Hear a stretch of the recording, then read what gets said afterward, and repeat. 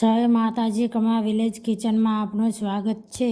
તો આજે આપણે બનાવીશું મોળી પાપડી, જેમાં મીઠું ને હળદરનો જ ઉપયોગ કરીશું। તો મોળી પાપડી બનાવવા માટે પહેલાં બધી તૈયારી કરી લઈએ। તો પહેલાં એક ડીશમાં આશરે 2 વાટકી જેટલો ચણાનો લોટ નાખીશું। પછી તેમાં મીઠું ને હળદર નાખીને મિક્સ કરી લઈશું। પછી તેમાં થોડું પાણી ઉમેરીને બેટર આ રીતે તૈયાર કરી લઈશું।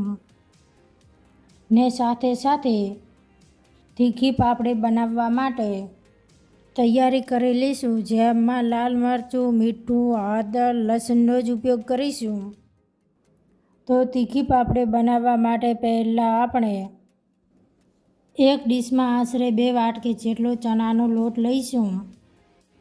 પછી તેમાં મીઠું, હળદર, લાલ મરચું, લસણ નાખીને મિક્સ કરી લઈશું। પછી તેમાં થોડું પાણી ઉમેરીને આ રીતે બધું બેટર તૈયાર કરી લઈશું। તો આવી રીતે તીખી પાપડી બનાવવા માટે બેટર તૈયાર થઈ જશે। પછી એક કઢાઈમાં તેલ ગરમ થવા મૂકીશું।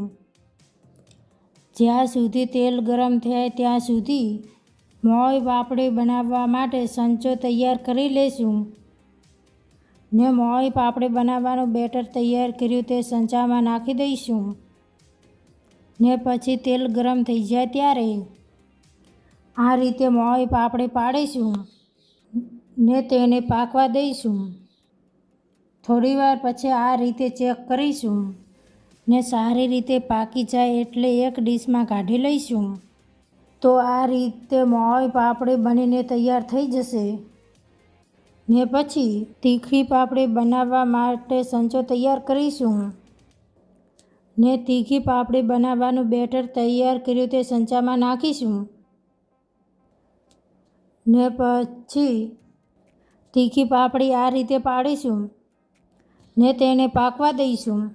થોડી વાર પછી તેને ચેક કરી લઈશું પાકી ગઈ છે કે નહીં તે।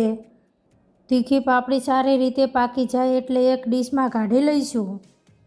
તો આ રીતે તીખી પાપડી બનીને તૈયાર થઈ જશે। તો આ રીતે મોળી પાપડી અને તીખી પાપડી બનીને તૈયાર થઈ જશે। આવી નવી રેસીપી જોવા માટે અમારી ચેનલને લાઇક, શેર અને સબસ્ક્રાઈબ કરવાનું ભૂલશો નહીં।